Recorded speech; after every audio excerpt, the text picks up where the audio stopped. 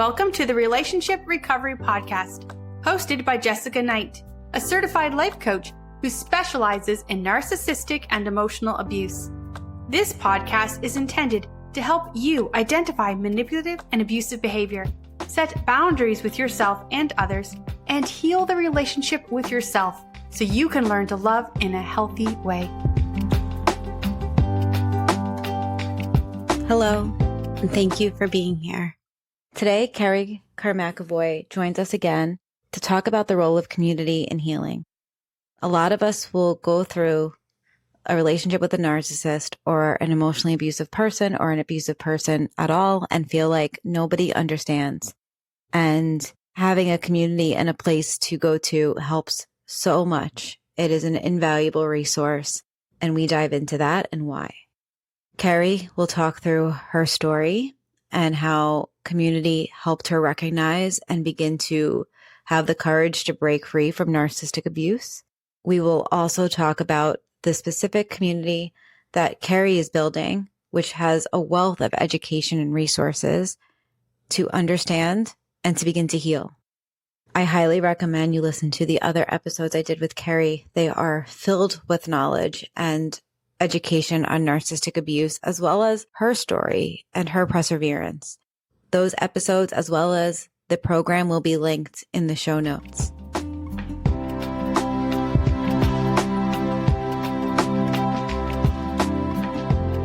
Hi, Kerry. Thank you for joining me again. Thank you so much for having me. It means a lot. I'm so excited to talk to you today about your book, Love You More. And just for those who may not have read it yet, I was just wondering if you could do a quick summary of what the book is about. Sure. It's a memoir that covers a period of time, about 3 years, and it occurred shortly after I was widowed. It was about a graphic inside glimpse of a narcissistic abusive relationship. That I got into a toxic relationship with a narcissistic sociopath. I didn't know that at the time, and I didn't realize that I was being exploited and deceived. So it's kind of you discover with me. It's written like a novel, so kind of like a true crime story, and you discover with me the duplicity and the deception. Yeah, and the book definitely reads like that. When I read it, I kept thinking and feeling like I can't believe there's more that happens here, or like there's more that unfolds with everything that you had gone through up into each point, which I'm sure we'll get into today. Yeah. I want to start a little bit with the beginning of that relationship. And so can you just tell us a little bit about what your life was like before you met Caesar, who's the man in the story? Yeah, exactly. So Caesar, though that's not his real name. Before I met him, what was happening was I had been in a long marriage. I'd been married 31 years, got married fresh out of college. We had 3 children. I was a psychologist with a private practice. And then in 2014, just the day after Christmas, my husband was diagnosed with small intestinal cancer, a terminal form of cancer. There was a major surgery that he had, and then there really wasn't good treatment other than that. And no treatment was going to cure him. It was just going to try to buy a little bit of time. So 5.5 months later, from supposedly a seemingly full, rich life that my husband was having at the time, he was gone. 5.5 months. Had died. So I went from raising children, busy practice, trying to do some writing, and just a mom, to my partner is gone. My retirement plans are gone. We were starting to build a house. That was gone. I had closed my practice in order to care for him because he had some dementia that was an onset from the cancer. So my work was gone. And then my last child left for college. So I was empty nester. That was gone. So everything was gone. I felt demolished. I once visited Mount Lassen Volcanic National Park in California, and it's a big blast zone where for hundreds of miles, this volcano had blown out all the vegetation, all the trees, all that's left is sticks standing up in this barren land. That's what I felt like my life looked like. It felt blown out, like destroyed by what happened. So I was desperate. I felt like I was coming to the end of myself, and I really wanted the life that I had back. I was really angry about what had happened, and I felt like it's been stolen from me, and I wanted it all back. So that was where I was when I met Caesar. And I approached online dating like a second job. That's how desperate I was. It wasn't that I was saying that I didn't love my first husband. I just wanted the life because everything was taken from me. I wanted the life back. So I was really busy with doing that. I had done it about a year, and then I met him online and through a dating app. And I kind of thought he was a very good looking man. I thought that probably it was not going to happen, but I just sort of looked at his profile. He looked at my profile, and then I went ahead and said, hey, and he reached back. That's how we met. Was he living in another state at this time? He was. He's living about 9 hours away from me. He was living in the United States. He had grown up in Mexico, but he had spent all of his adult life here and had had a thriving career here. And yeah, he was living like several states away. So we had initially this long distant relationship where we saw each other at least once to twice a month for a weekend.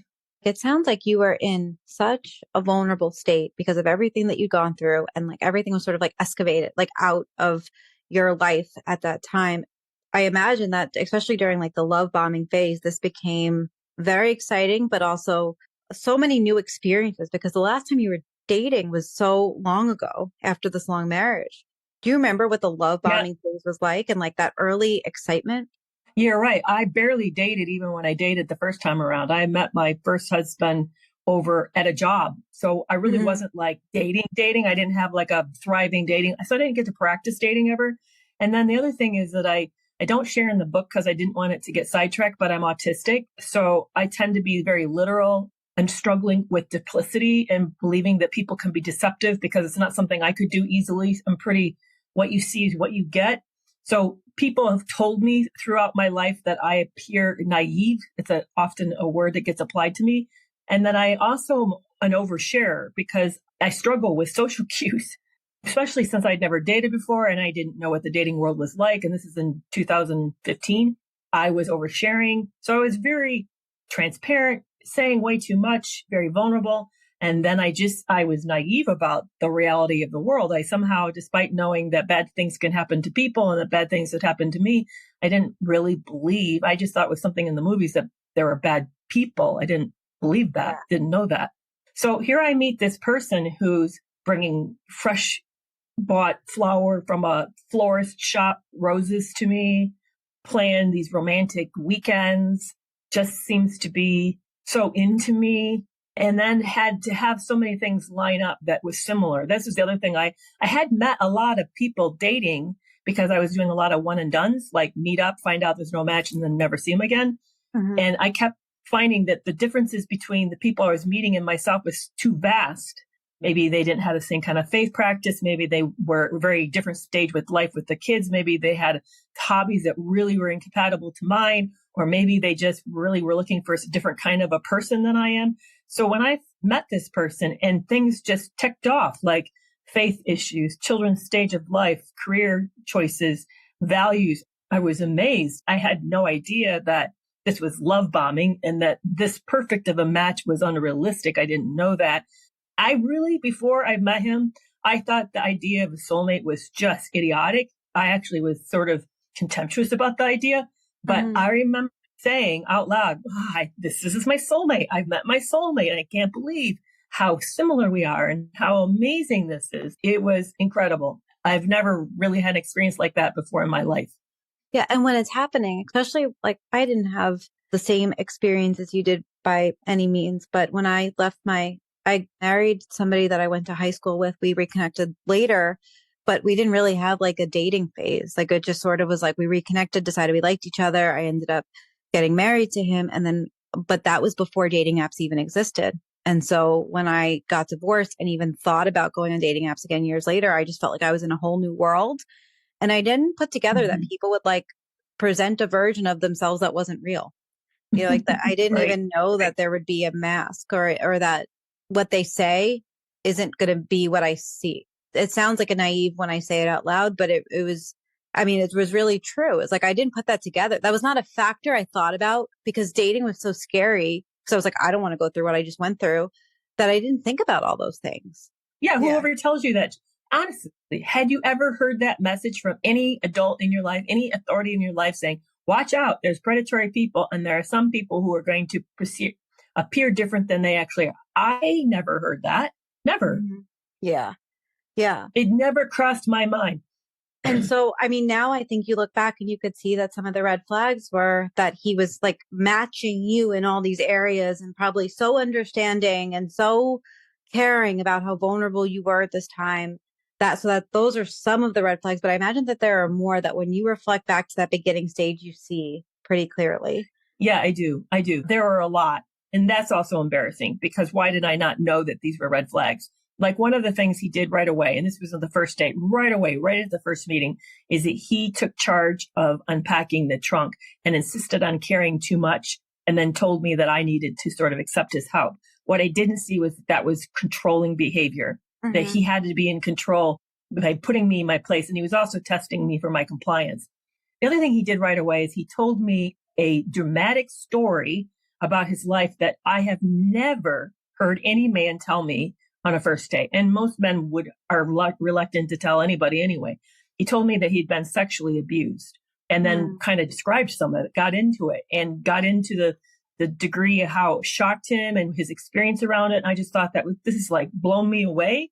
On one hand, I felt like complimented that he trusted me. But on the other hand, I felt really awkward because it put me in the position of, do I also then tell a very deep thing or do I resist? And if I resist, would that be seen as a betrayal? So it put me in this really weird space.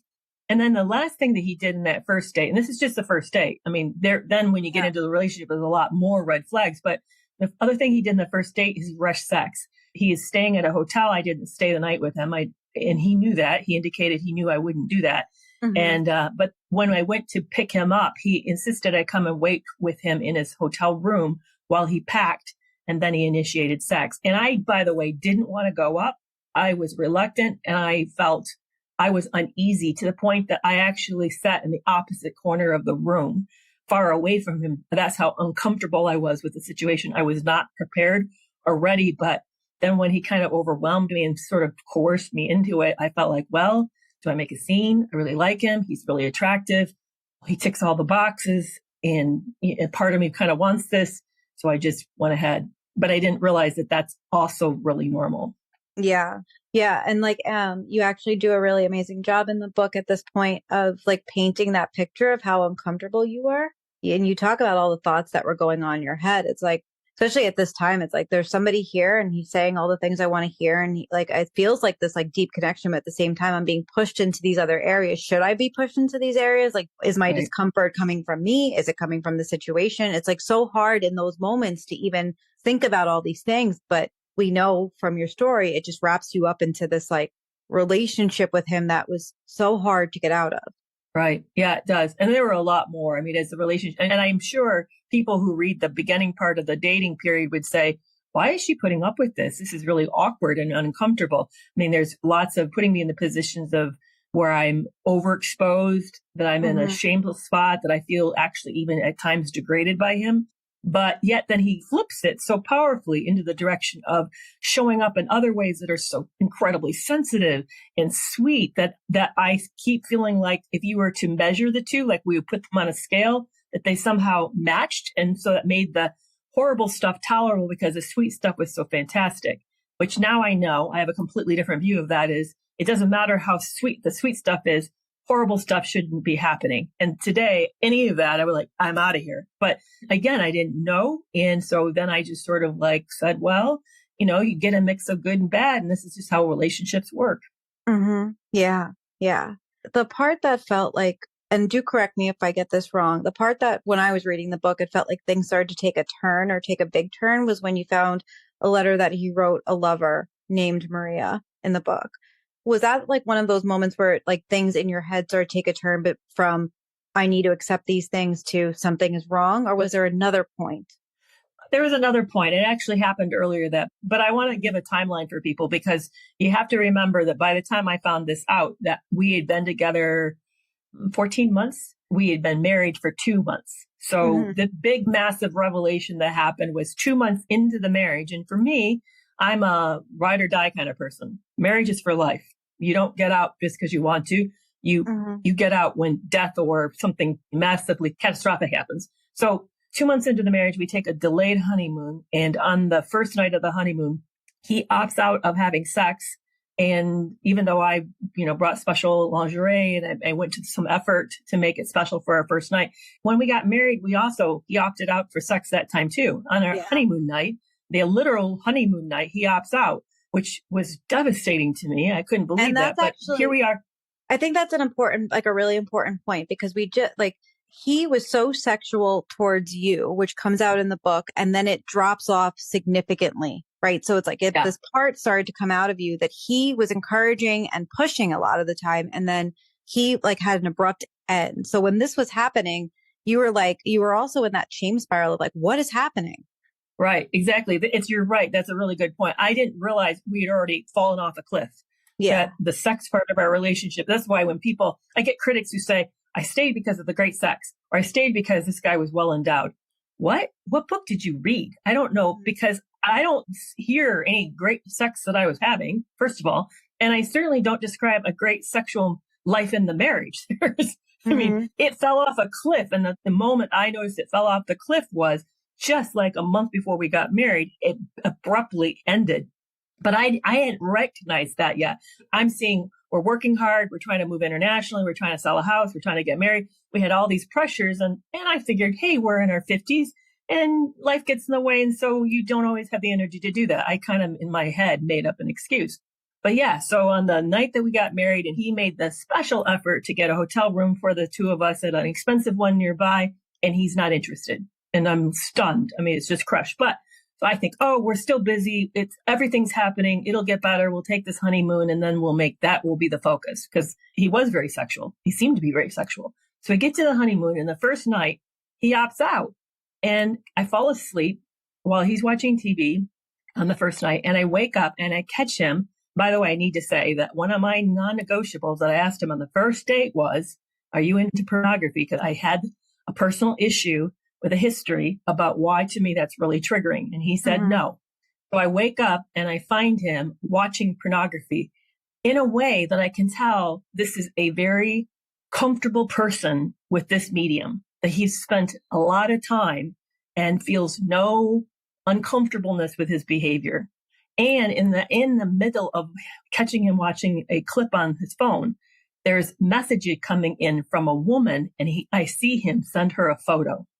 I was stunned. Stunned. That was the first discovery. And then the honeymoon ends with getting a letter from a woman named Susan, that's not her real name, who tells me that he and her have been dating and been sexually active. And she wanted to break it to me that she's been seeing him. And so now that's the end of it. And that so now I not only did he lie on the pornography, and he's sending pictures of himself. And by the way, it was just a picture of himself. It wasn't an inappropriate picture he sent to the woman, but then he's sending a picture to a woman. You don't do that when you're newly married, opting out of sex. And then on top of it, now I'm finding out he's been cheating on the end of that. So there was the big, crushing discovery. And then I hit the first stage of cognitive dissonance right there, which is you ask yourself, who is this person? I don't know if I know who this person is. Literally realizing that I had married a stranger, that he's had a double life, that in my head was like, how could this be happening? When was he fitting in the dates? When was this occurring? And I was trying to line up my life and our timeline with the timeline she's giving me in this letter. And I'm just feeling crazy, just literally. In fact, there's a period I lost time. My mind just went blank, and I completely just checked out mentally. My mind went like snow. I just don't remember anything. And I woke up shaking, and, my body signs of shock. I woke up in shock. Yeah. And, you touched on the cognitive dissonance that you were thinking of, what is going on? I know from your book, you were also really struggling with leaving isn't simple. I can't just walk out on my spouse. We're newly married. It sounds like you'd go in between, I need to get out, and also, how do I get out? Yeah. Or I need to stay, or we need to work on this. Tell us a little bit about where your mind was. Yeah. So I'm a super conscientious person. And when you take a big 5 personality inventory, I scored nearly 100% on the scale of conscientiousness, which means that I have strong internal moral codes that govern my life, and that I'm very prone to guilt. And for me, I've always been a person that if you said to me, I need X in this kind of timeline, I will not only fulfill it, but I'll fulfill it within the boundaries because I'm so conscientious about that. So it bothers me. It's very uncomfortable for me to do anything, out over the line or inappropriate. So for me, the vow when I took to get married was very serious. I saw that as an integrity part of who I am. It defines me. People think, well, you should be taking care of yourself. That's how I do take care of myself. Part of what defines me, who I am and what's important to me is the commitments that I make and me keeping my word. So for me to have violated that is to violate me. I don't think people understand that. It's to violate me. So they said, take care of yourself. I am. Part of taking care of myself is to honor my commitments. So here I had made this commitment to a guy. And here's the other thing he did that really locked me in. When I catch him and I confront him, he said, I have a sex addiction. I've known that. I've tried to get help before, but nobody ever listens to me and tells me that and understands that I have a problem and I need help. I need help. So I hear that. Okay, now he's triggering the psychologist in me who believes in saving people, believes in the value of being there for someone who's in trouble. He's asking for help. So that's the second problem. Do I walk out on somebody who's legitimately looking distressed and asking for help? So there you go. You got those two issues. One is that I'm very sensitive to my commitments. I've made a big commitment. This is, like I said, one to ride or die. This is to my death kind of a situation. Don't leave. I don't break promises. Don't break vows.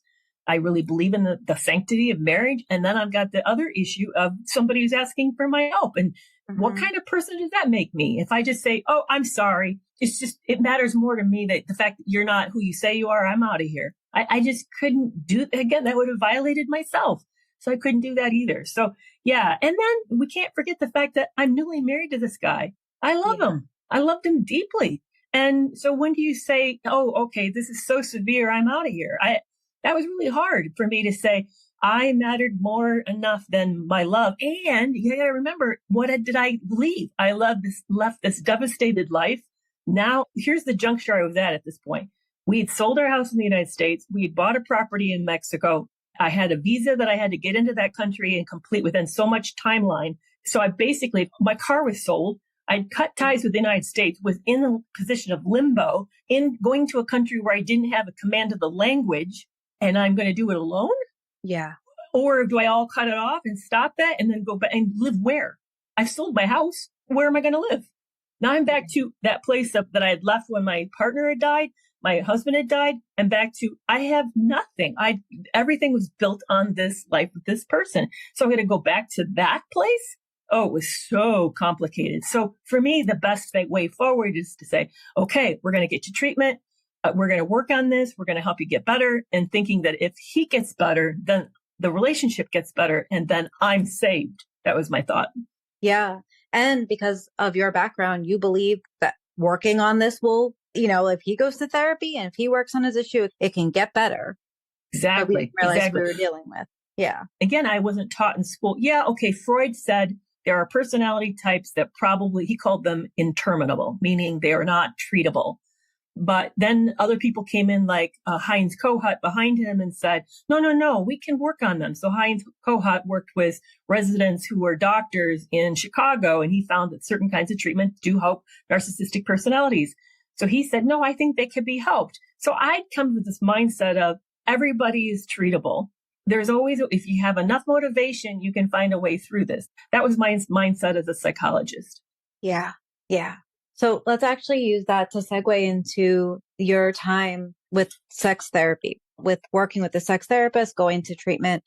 In the book, you talk a lot about what that was like. And I listened to your book on an audiobook. So when I was listening to it, I remember feeling this just feels uncomfortable. Like for working through sex addiction, a lot of these things just feel like the structure of it felt uncomfortable.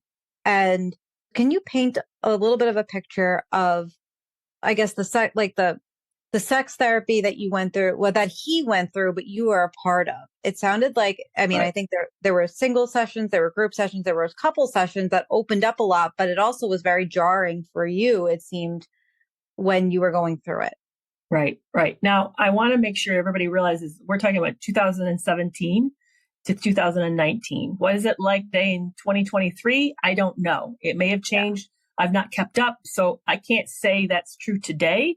But what we did is we went out and we found a certified sex therapist, sex addiction therapist right away. Somebody who's certified in that. She was a psychologist. And what I immediately noticed, because I worked with couples, by the way, so it wasn't that I wasn't experienced with couples therapy. But what I immediately noticed as a psychologist, meeting a psychologist treating a sex addiction, was that her focus was on him and ignored me. And it kind of ignored the relationship. The first thing she did is give him an assessment. The assessment came back that he had a severe sexual addiction. That's the rating that the assessment gave. He actually took a test and it said it was not mild, moderate. It was severe. And then on top of it, she said he needed several months of inpatient treatment, which we need to remember. Sex addiction is not recognized as a DSM-5 category. Not at the time, it was a DSM-4. It's not recognized as a disorder. So that means there's no insurance payments that would be all out of pocket. And I worked at psychiatric facilities. I know what they cost. We're talking tens of thousands to over $100,000 in treatment costs. This would require out of pocket and he had no money. It would be coming from me. So it wasn't feasible. I mean, here I'm now finding out this person has a condition that's going to cost possibly hundreds of thousands of dollars to treat. And from where? And it's going to have to be paid in cash somehow. Man, I was devastated. But we're also leaving the country and we're going to a new country that doesn't have any treatment. So what we do is we kind of patch together a brief intensive treatment program, a sex addiction program. I found the best in the country and we went for 3 days, which that's a joke. What do you get accomplished in 3 days? Basically all it is assessment of a problem. That's all that's going to occur. And they're going to try to set up a treatment plan. But how? How do you carry out a treatment plan when a couple's not even in the area and certainly not in the country? And they're going to a country where we can't even guarantee what the new type of treatment is going to be like. What does mental health care look like in Mexico? By the way, it actually is good. I want you to tell you, please don't think the care in mental health is not good in Mexico. It is actually very good in Mexico, but I didn't know that at the time. So we get there and what I find is the focus is on the addict, not on the partner, not on the marriage, and that there's not any attention paid to whether or not the partner is being treated for trauma that she's experienced or he's experienced, but severe betrayal trauma. So they're in a state of shock and in trouble. And by the way, I'm all saying this like from an outside position, but for me at the time, it was like, I felt alone. I felt ignored and invalidated. And then the second thing is there's no attention paid to whether or not this confrontation's putting the couple, the woman or the partner in danger. Because what if you got more of a sociopath or a narcissist and they're being called out and feeling ashamed? Where's all that anger going to go? Well, it could be going to the partner because the partner's the one that probably dragged their asses into treatment. So I felt not protected. I felt not seen and I wasn't being treated. I felt like I wasn't the patient. He was the patient. And it was all about trying to manage his symptoms. So it just felt to me really back-assward. As a clinician, I could see there's something really, really wrong. But I also, at the same time, as I'm a wife who's in a massive transition and I'm trying to hold on to my life the best that I know how. So I went along the best I could. I went along. Yeah.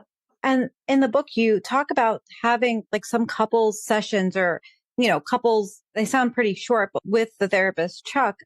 And I always feel like Chuck was not kind to your experience and put you in situations that could have had severe ripple effects. Yeah. Like the lie detector test. Yeah. I think it was at one point, he just basically says like, now there's going to be a lie detector test. Let's go over the questions, and Caesar's in the room. And yeah, exactly. And that really, it's almost like he knows that you're coming up with the questions. So you have to change the questions because you know how he's probably going to react to some of them. This is already a sensitive topic. And then you have to go back in a car with him. I remember listening to that feeling like they're setting her up to fail. Right. Or setting me up to resent killed. This process. Yeah. Yeah. The first time that they met us, they did this quick assessment. And I don't know how they did it. And they determined that he was not a psychopath. Now, I disagree with that assessment. Mm-hmm. I don't think he's a psychopath because psychopaths are born. I think he's a sociopath. Sociopaths tend to be made. But the point, and actually the sociopath is more dangerous because they have a volatile personality that is triggered by emotional disruption and fragility. So anything that threatens them, they're reactive. And I saw that. He threw stuff. He would charge at me, get real close to my face and threaten me. I knew he had a history where he had been violent with at least one past wife. So I would not put it past him to been violent with me. I found out after the fact, by the way, I found out a year or two later that he would get into the elevator when we were living in Mexico and tear it apart. He would pound the elevator apart so badly, it was caught on tape, that the owner of the development of the condo people came and asked me if I was okay. And I had no idea why they were checking in with me, but they were seeing his violence, his rage, and they were concerned that he was taking the rage out on me. Yeah, I didn't know that when I was writing the book. This came in just recently, that he was taped, tearing the inside of an elevator apart. So here we are in these therapy sessions with, by the way, Chuck is a recovered sex addict himself, which, what does that say? Mm-hmm. And so is he really having an alliance with me? Who's the client in the room? I don't know. It didn't feel like it was me. And they supposedly assessed him and thought and believed that he wasn't going to lie on these lie detector tests. I now believe he did lie on the lie detector test and he somehow passed them. And they were asking me to ask questions that were really risky without any care to my safety. And one of the questions that they wanted me to ask was whether or not Caesar had gotten into the relationship with me for monetary gains, because what you and I have not talked about was that I had come into a lot of money. Yeah, I'd come into a lot of money because of my husband's death and because of the retirement and stuff. And so Caesar knew about that. And we were living 100% off my inheritance and what we were trying to do with the business. And he himself, he lost his job early on and he did not contribute outside of his labor to the relationship. I was contributing both my labor and my money. He was contributing and he did work. So I don't want to say he wasn't working, but he was contributing only his labor, no money. So everything that was happening, I was paying for, including these treatments. So I'm glad that you named that because that is like a very important part of the book, like that this was all your money, and you can feel like there's so much money being spent on all these things. And because I knew it was coming from you, it just felt like the number, it was just piling and piling and piling. And so you said he lost his job. I'm curious, did he quit his job? He got laid off, but I suspect now, and I did see the paperwork, and the paperwork was a forced layoff. But they weren't in layoffs. The company wasn't laying people off. They laid him off, specifically him. Okay. They laid him off. Yeah. So it wasn't like, they're having this massive downsizing and he got laid off in the group. No. That wasn't happening. They laid him. Here they were in a critical position. They needed someone in his position and they laid him off. That's suspicious. Right. I found out later, way again, when I was researching the book, I found out later that he was actually, his work hours wasn't the work hours he was telling me, that he had been lying about that. And he'd been using same photos he'd sent repeatedly at other times, claiming he was doing over hours when he really wasn't. And I found actual evidence, text messages of him setting up meeting prostitutes. So he was leaving probably work early, going over to a hotel across the road. And so then he was also taking long weekend trips that he said was business trips. I thought he was taking business trips. So he would take like these 3-day weekends or 4-day weekends to do a business trip, and they were actually meeting up with other women. So he was not fulfilling my suspicion is he was not fulfilling his work expectations. He was not meeting the hours they expected, and they laid him off. And they probably fired him, but in order to make it palatable to everybody, they just made it a layoff and gave him a month's severance package. Yeah. And that just it sets off a spiral of him then using your money, especially with the therapy that he gets, the company that you end up setting up in Mexico, it's all your money and he's wrapped up in it and has no other income coming in. Right. And he's being deceptive about it too, because he moves this quickly to a cash withdrawal system instead of paying bills out of like checking account or out of, we're in Mexico. So it's a little different how you pay bills. You usually transfer money from one bank account to another. That's very normal down there. They don't tend to write checks much. Instead, he wanted to go to a cash system, and he explained why. He just thought it was simpler. And so he'd take these big cash deductions out of the account, which is my account, but I put it in both our names because I'm married and I want to be cooperative. So he's taking these, I'm talking over $1,000 at a time he'd take out. And remember, I'm living in Mexico and a Mexican cost of living. And I never thought to keep receipts to figure out, is it going where it's supposed to be going? Why is it going so fast? We were eating out every day because he's super fussy about food. So the only way to really around that, unless I want to learn how to do that kind of style of cooking, which I really didn't want to do. And I'm working, by the way, working really hard with this new business that we set up. I was working like 12-hour days every day, nearly 6 days a week, 7 days a week. So I didn't have time to take care of a house. I didn't have time to be cooking, grocery shopping, and doing all that stuff, and nor learning how to, keep things, the food tastes that he had. So we were eating out all the time. So yes, I didn't add up the fact that there was money probably was going missing. I didn't realize that. He at least once said he lost the money altogether, that he lost the envelope of the $1,000+ And now my suspicion is that he put it into his own funds. He had a little private stash, and that went into that stash that he was using it for other things. But I didn't know that at the time. So yes, financial abuse was happening, very much happening. That was how it was interesting, because most women experience it where they can't access money. They get cut off from the accounts. They have to turn over their checks, and then they're put on an allowance. No, it was the opposite. He's just pouring through me, pouring out of me. I'm spending for this lavish lifestyle to his benefit. Mm-hmm. And encouraging vacations to reconnect, and trips, and all these other things that are hotel stays that he's coming up with the idea and promoting it. And you're probably within the cycle of abuse looking for that reconciliation to the calm part. And you're okay, we'll give it a shot. It's all your money. Yeah, actually, that's the opposite. It was my idea to do all of that. Yeah. I was doing all of that. The reason I was coming up with the idea of taking these weekends away and doing all this traveling was I was trying to reconnect with him, thinking if we can get away, maybe we can recapture the love bombing stage back when we were dating and we would have these weekend trips and meet up. I was thinking somehow that would fix things, because it was the only time really that we had any decent connection was on these weekends away, most of the time, not always, but yeah. And so it was my idea of well, if that's how it means to feel loved, then that's why, let's do that. And again, I wasn't figuring out, should we be doing this? Can we really afford to be doing this? I just felt like I was just chasing something. Yeah. Yeah. I think that the money part hit me really hard when I was reading this, and that I kept thinking about it. It kept coming up, was because in my marriage, I made more than my ex-husband, and I felt like he wasn't conscious of the money. I don't felt like he cared about money. Well, if he didn't make money, he didn't think about it. He was laid off for a long time. And I remember feeling how could you be an adult like this? How can or that all this weight's on me to kind of manage these things and to say, no, we can't afford that, when he wanted something, like a tattoo. No, we don't have $800 for that right now. Right. Right. And we were running out. I mean, we were spending it so hard and fast and buying up investments that I was seeing an end to what cash I had. So I had a retirement fund that was put away, and it was, I had an IRA. You can't touch an IRA, not without penalties.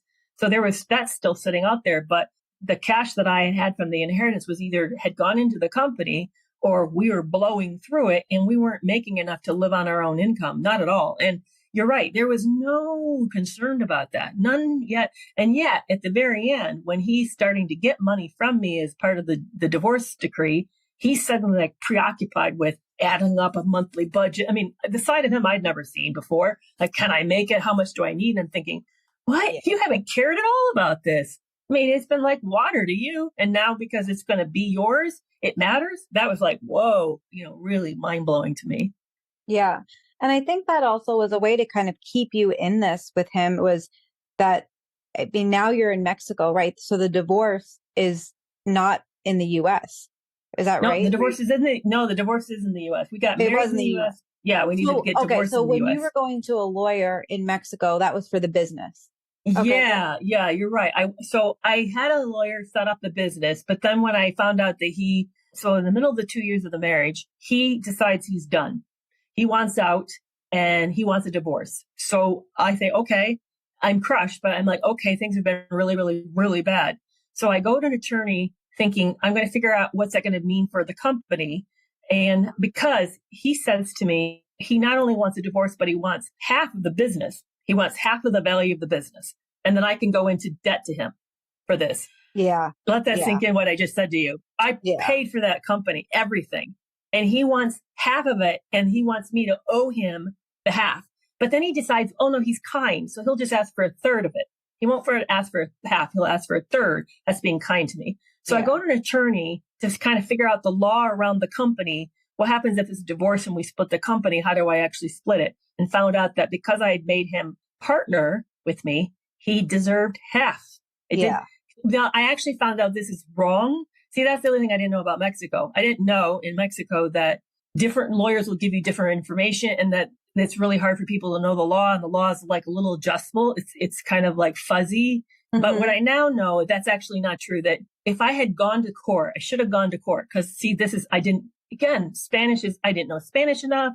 I didn't know that the law wasn't like so set in everybody's mind that it was not a fixed thing. But I now know is that if I'd gone to court and had a solid attorney on my side, they would have said, hey, wait.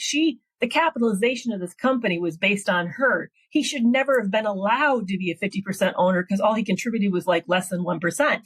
That probably would have fallen in my favor in a legal battle, but I didn't know that. And I wasn't being told that. I was getting bad advice. So I didn't know that. So the bad advice I got was, he deserves 50 because we set it up and he's a 50% owner, something. And shit, Yeah. So now I'm being abused again. And that way is this guy's going to take this huge piece of my legacy, my inheritance, something that my first husband and I sacrificed for 31 years, not having lavish things. I'd never lived like this before because most points in my life, just to get you a picture of how frugal we lived, I had 4 pairs of shoes. Mm-hmm. 4. That included my tennis shoes. Yeah. And with Christmas, this is what we spent at Christmas. The kids got $100 as gifts. We lived within our means to such a point that we were debt free when my husband died. And how did we get there? We got there by saying no to a lot of things and lived very careful. You even talk about vacations in your book that you didn't take vacations and do things. We didn't. You were preparing for. We were going to have the retirement that we deserved by making all these hard choices up. And then suddenly I get to 6-8 years away from retirement. And I find out that no, my husband dies. I don't get to enjoy the retirement. Instead, I'm blessed with money, but I'm with a devastated life. Yeah. I would rather have my life not be devastated. Yeah. Money is great. Yeah, it does bring a lot of ease, but it's not the same as having a partner or having a retirement with somebody. Anyway, it blew my family apart. Absolutely. So so that's what I found out. I found out that he was pushing for a big proponent. He was going to take me to court. He was going to fight me. He was now threatening me with the company. And it feels like when we get to the end of the book, we see that he didn't end up getting all this money. It feels like that's where your power started to come into play because you got really protective over it. And it sounds like you got protective over it, not only for yourself, but just for the legacy that you and your husband had too. Right. Yeah. So when he hoovered me back and I knew it was actually coming, and thank you for reminding me this, because I usually just I got hoovered. But no, I actually had a divine moment where I heard God speak to me. Now, maybe somebody would say, oh, it was life or an angel or another force. But I actually heard when he called me during that separation, I heard someone tell me, he's coming back. He's going to ask you to get into this relationship. This is the moment that you've been waiting for to get the company and get your money back. I heard that the power was going to be shifting to me. I had an opening and I needed to take advantage of that. So I got hoovered back knowing that my end game was, knowing this relationship probably wasn't going to make it, but that my end game was to get the money back, get the company in my name. That was my end game. So I started to see this as we're playing a game, and the stakes of the game's the company, and I needed to win. That's how I kind of viewed it. But I also at the same time really hoped that we'd make it and that maybe he was being sincere. I didn't realize how Hoovers worked, so I didn't realize that things were going to get even worse than they were before, and that the deception was going to get worse than it was before. I just saw this as, maybe he's being sincere, but if it's not sincere, at least I have an opportunity to take control of the company. Yeah. And that's essentially what you got is that opportunity. You were able to lean into strategy, and your mind was in that space where you could lean into strategy. It was tough because he's very good. Narcissists and narcissistic sociopaths are very good at game playing. They're like chess masters. So there definitely was touch and go where the power was shifting back and forth. But I had a couple things I knew about him that I knew would work in my favor. I normally am not an impulsive person. And I also knew that he was, and I also knew that he was highly motivated by life and living a certain kind of a life, and that he would spend money not wisely and get into bad situations. And I knew it would work in my advantage. So that's what I waited for. And it happened. It happened. Yeah. I feel like we wouldn't be doing this podcast just if we don't touch on Maria and how messy he was with Maria, because he did a really poor job of keeping that under wraps. And so Maria was essentially his mistress throughout this entire thing. Right. Yeah. Maria is the primary relationship. My marriage was not the primary relationship. I didn't know that at the time, but him and her went back like 7-8 years before us. I found out in the middle of the marriage that he and her communicated more than that he communicated with me during the dating, that he and her met up frequently during our dating, and that he and her continued to find ways to connect during our marriage, and that he immediately would flee to her every time that we weren't together. What I now believe, and this I don't have proof, but it's the only thing that makes sense, is that he and her created the idea of a marriage in order to profit, and that they were two conspirators in this, and that this was actually a con. The whole thing was a con. And the reason I suspect that was because every key juncture I found out in our relationship, they met. He meets me, they meet up. He gets engaged. 2 weeks later, he flies her in and meets. We get married. A week later, they meet. When you're doing a strategy and you're working with a team, what do? You get together and put your heads together, right? And you figure out the next play.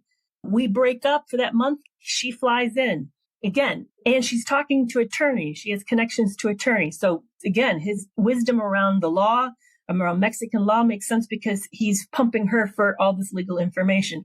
We break up at the very end. He flies and sees her. I mean, so over and over, you see this like lockstep, the two of them. I catch early in the marriage, and I didn't know what it meant at the time. I know what it means. I think I know what it means now. He sent her an email where he said, "I'm thinking of you and the weekend that we had together, and this marriage is a prison." He says that this marriage is a prison. Well, what would make it a prison? Well, it's because you never wanted to be in it in the first place. Yeah. That's why you're in a relationship with somebody that you don't love, and you're trying to do something that you really don't want to, you're not that, your whole heart's not in it. So that's in fact, that makes sense. Think back to the fact that the elevator is getting tore apart. He never takes that aggression out on me. Why? Because he's playing a longer game to get something from me. So he takes his rage elsewhere so I don't see it, so that I'm not so alarmed that I would flee.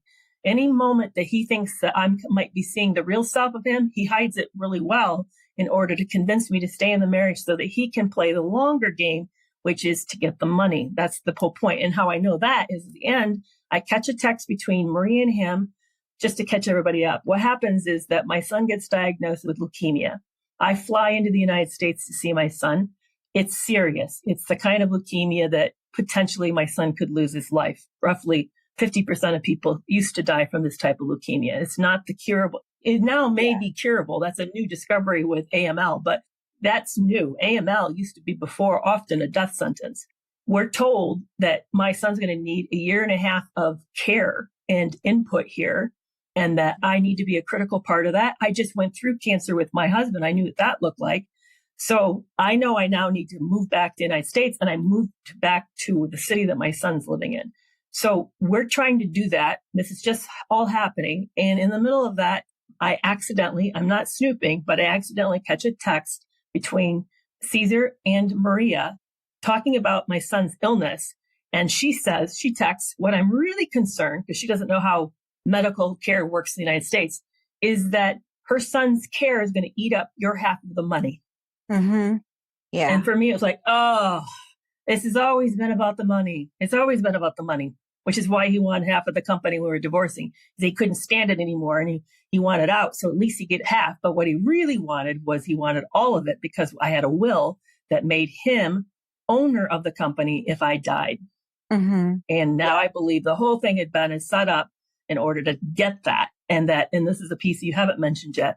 I strongly believe there's strong evidence to believe that he was poisoning me. Yeah. And that's a really important part that I wanted to get to. And I've actually had a client who was being poisoned before. Yeah. And I mean, it was very similar to your evidence of like, I want you to talk about it. But like, I feel like from the outside view, like I remember when this client came to me, I believed her because you're coming to me for like help. I understand how these people work. I do believe them. I think when a lot of people might read your book, they might be like, what is she saying? But when I read it, I'm like, oh yeah, totally. When you go backwards and you see what was happening to you, that makes complete sense. So talk a little bit about the illnesses that you were getting and how you feel you were poisoned. Right, right. Even now, I still struggle. I have intense cognitive dissonance around it. Intense. It's hard to believe somebody would do that. It's hard to imagine that you would lace. What I think he was doing was he would bring me mineral water at night, not every night, periodically. And he was lacing it with arsenic is what I believe was happening. Mm-hmm. It's hard to believe that you would be, that anybody, I don't care how much you don't like somebody, that you could put something in a drink and then bring it to them and watch them drink it. I just can't get my mind around that. But what was happening was the will got signed. So why did I make a will in Mexico? Well, because the business we had in Mexico wasn't covered by U.S. law. That's really critical to remember. It's not covered by U.S. law. It's covered by Mexican law.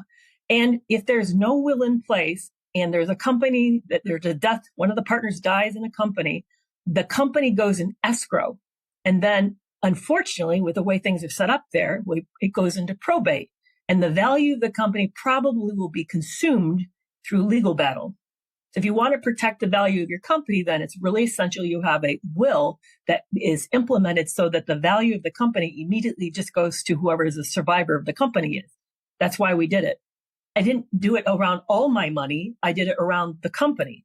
And then whatever was in the US was covered by a separate will, and that would have gone to my sons. And by the way, my sons were mentioned in this will too. They were just secondary. I wanted the company to survive.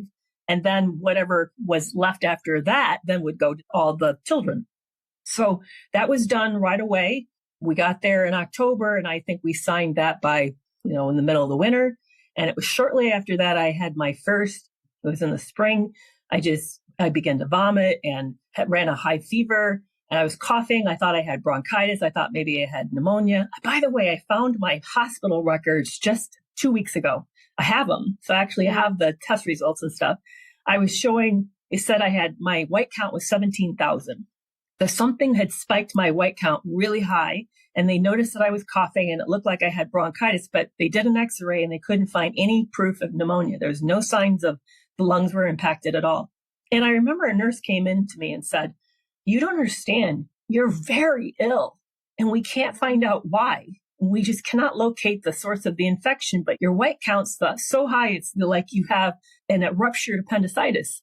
And I just didn't know what to think of her. I remember feeling like fragile, like if our strength and vitality was on top of a cliff. I felt like I was near the edge of it, that I could be pushed over this cliff. And the other thing strange that happened, so they hospitalized me to treat me. And the other thing strange that happened is he came in, he didn't stay with me, but he came in to visit. And during one of the visits, he sat across from me and he just said, "I realized something, that I would really miss you if something happened to you." And I'm thinking, dude, you married me. You love me. Why is this a new revelation? I don't really understand why you would feel that way. It's such an odd thing to say. Like, I realized I'd missed you. Really?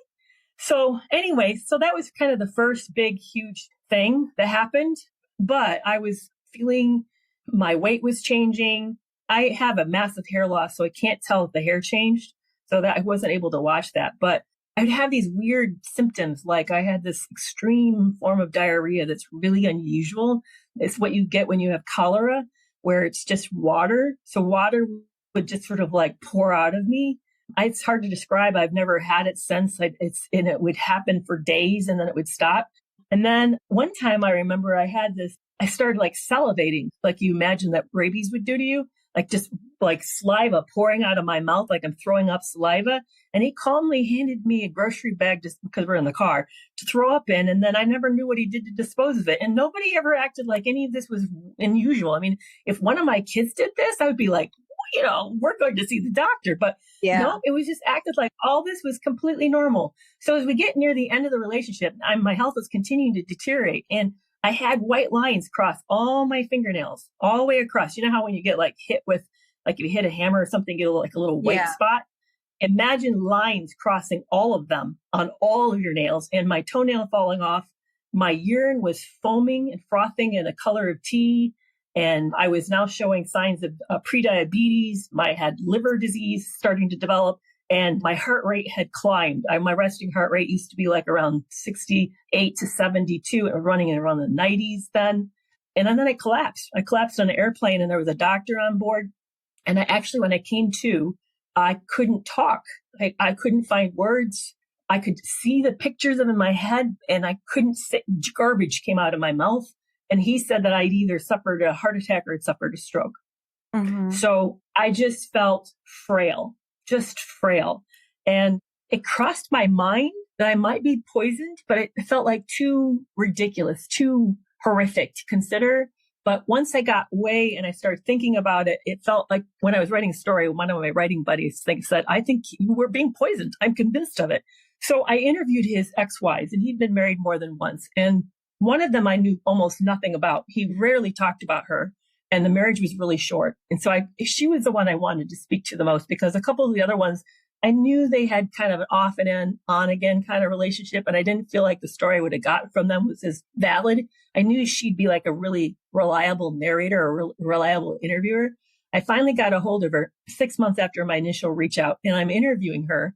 And she says spontaneously, knowing nothing about my story, because I didn't tell her anything, I think he was poisoning me. I got really sick. I about dropped the phone. Mm.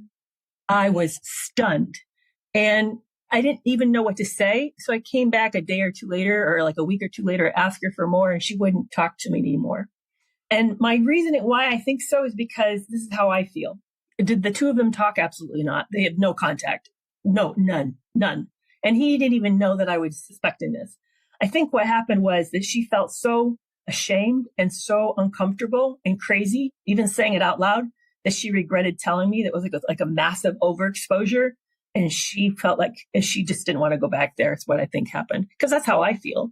Saying it out loud to somebody, when I told my doctor, she just stared at me and made me feel so weird that I said to her, what are you thinking? Because I couldn't stand it. It bothered me so bad. She said, I feel really bad and I don't know what to say to you. That's what she said. Mm-hmm. But see, the other thing I don't tell after what happened in the after part of the story. What happened for the next year and a half is I would have these intense GI bouts, intense, so badly that they would send me to bed for at least a day. And I was in so much pain. My stomach would swell. Something was wrong. And they would send me for a CAT scan over and over again. And they would show that there was a massive GI crisis going on in my intestinal tract, but they couldn't find out the root cause of it. And so she'd been working with me. She knew I'd been struggling with this. In fact, she said, next time it happens, you're immediately going to the ER so that we can catch it, because we can't catch it fast enough. It resolves too fast. But something is wrong, and we've got to figure out what it is wrong, because it would happen like every 6 weeks or so it would happen. It's now gone. It's completely stopped. And we never did get to the root cause of it. So she knew that. I mean, she saw me in trouble, in terrible pain, and knew something was going, but then it resolved. But so when I told her that, I think you've been poisoning me with arsenic, she goes like, I just don't know what to say. I just feel really, really bad. Yeah. I mean, a lot of the symptoms that you're saying is also what my client was experiencing, especially the getting into the hospital and them not being able to find anything, but being like, she was so sick. And she believes that her ex-husband did it to try to show that she couldn't parent her children so that he would get the kids, which is the way that he could control her. And so it's so sick and it's so sad. And I think for people that are outside of this realm that you and I live in, that they don't understand how real this is, but it's so real. Right. It's actually common. If you ask narcissistic abuse survivors how many of them have been poisoned, you will be shocked, the stories. So I know somebody whose partner was the doctor, and he substituted his prednisone pills for 5 times the dosage. She nearly killed him. He went into kidney failure over it. I know somebody else that got fed feces in their coffee. There's a TikTok video where a woman actually taped her husband doctoring the pumpkin pie for Thanksgiving. It's way more common than we think. It's just that as a survivor who's had this history, how do you say this out loud? You sound crazy saying it. Mm-hmm. Yeah. And then people want to come back and say, well, where's your proof? Well, by the time I discovered it really suspicious strongly, a year had passed. So where are you going to find any hair sample?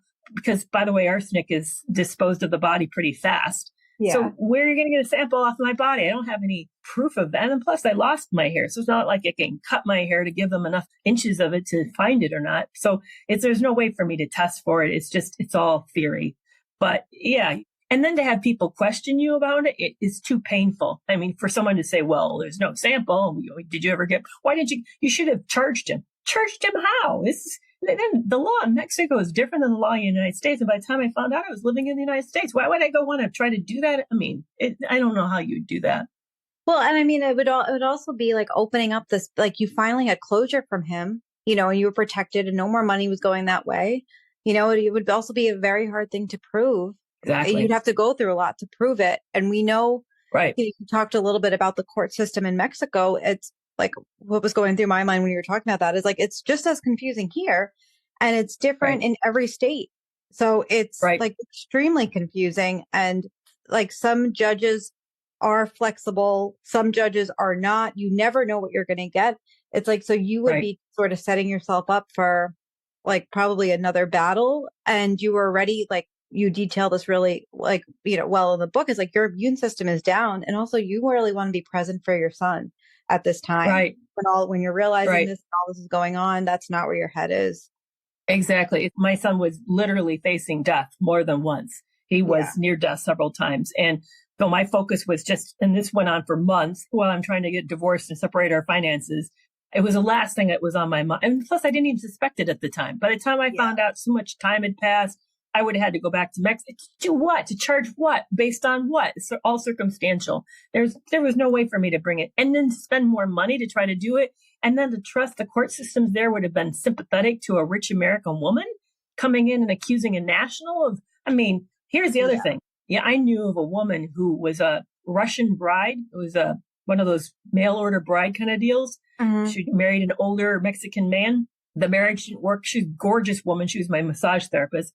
Marriage didn't work out. They were living as two people just kind of living in a household. She didn't realize that he'd been simmering rage towards her for living a separate lifestyle. She came home from massage one day. This is while I knew her. I actually saw her immediately after this happened. He took a rubber mallet to her head. And he gave her like 30 to 50 stitches. He was crushing her skull with a rubber mallet. She rushed out into the street with blood. She said blood was pouring down her face and her body, screaming for help. Nobody helped her. The police came and they did nothing. And she was terrified for her safety. And they had a son together. And she was terrified about how she's going to protect herself while raising the son because she couldn't leave the country without the boy. Yeah. So I saw that.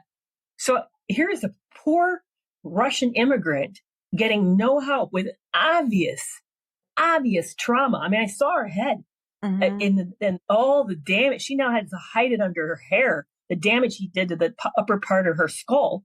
It was because part of it was her forehead. And so what kind of sympathy am I going to get? Really?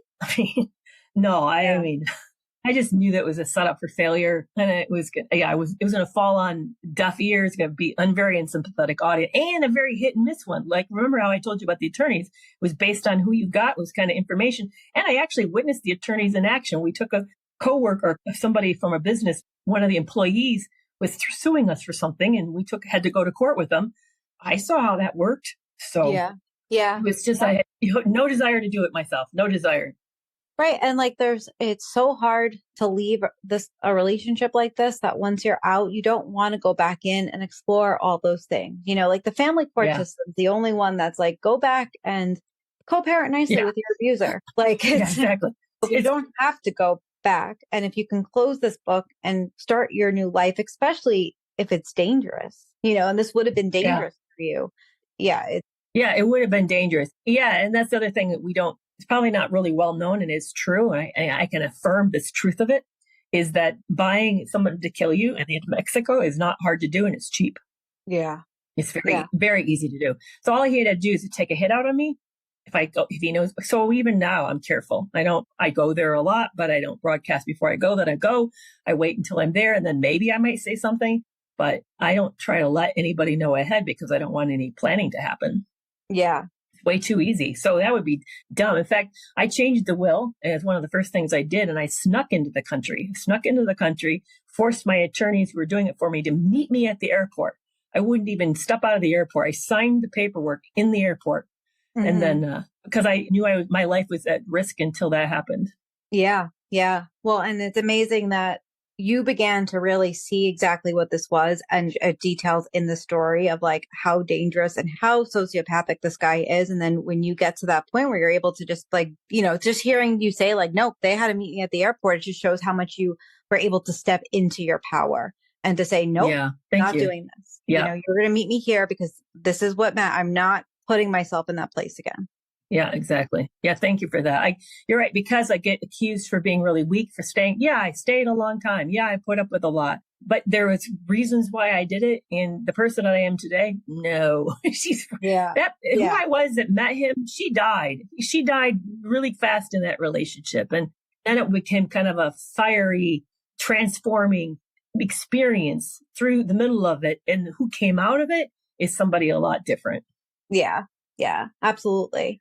So let's end with you sharing what you do now, because this led you into a different path. It did. It kind of opened a whole new career. I knew I didn't want to go back to counseling, that I had burnt out of that. But I came out emboldened. I came out on fire. Mm-hmm. That what was happening to me, I know is happening to a lot of other people. In fact, the estimates are, if we even just take a rough idea, let's just with the United States, if there's only 5% of the United States is a narcissist or something like this kind of combination, that means out of like 300 million adults, and if you take that, there's like I don't know what the number is. There's a small percentage is that. But if you figure out that every one of those people is affecting up to possibly 5 people in their life, now you've got over 100 plus million victims from these individuals. There's a lot of people being affected by narcissistic abuse. So I came out completely passionate and spent the first 3 years writing this book and starting to get online and talking about it. And then lately, since the book's publication, which was last year, I have been creating all sorts of content, building a community of survivors to be able to help them heal, understand what's happening, make sense of it and heal. Because unfortunately, the realm of the mental health field has been slow to respond and see this as a problem. So I've just been passionate to bring more awareness and education. Yeah. And support. Yeah, exactly. Yeah. Support. Yeah. And to help people, because I really believe that we can come together and understand what happened. That really is a key part of our healing. It was a key part of my healing. Yeah. How can people find you? They can find me most platforms. I'm on TikTok, Instagram, YouTube, and now Clapper at Kerry McAvoy, PhD, Kerrymcavoy, PhD, Kerry McAvoy, PhD.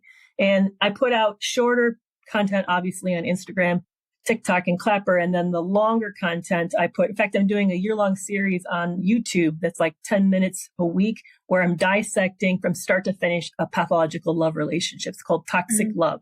Yeah, it's wonderful. I've really been enjoying it. And then I also have a podcast myself called Breaking Free from Narcissistic Abuse, where I and my co-host, Tara Blair Ball, talk about all these facets of narcissistic abuse. And the community that you're putting together. Can you touch on that? Yeah, sure. And I've just launched this last weekend I've had it before, but I've kind of launched this new revamped community called Toxic Free Relationship Club. There's 2 tiers, the inner circle, where it's community based, where you get access to my book. You get weekly mailed tips and exercises to your inbox on how to heal from start to finish. I kind of take you where, assuming that you're sort of like hurting and don't know what's happening, and all the way to help build self-esteem.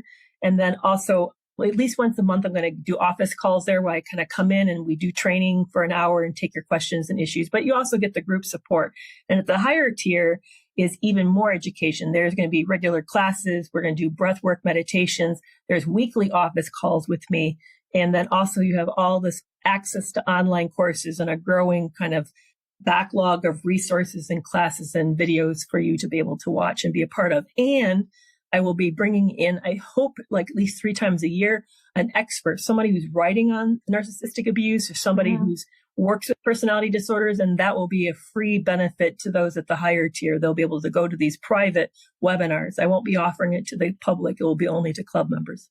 Yeah, and that's awesome. And I know we'll talk again about the importance of community. So if you're listening to this episode, look out for that one. But I just think that it's the first step in healing is education, because then we know what to look out for. So exactly. I so appreciate all the work that you do. Oh, thank you so much. Thank you. I really appreciate that. Thank you for joining me today. Thank you.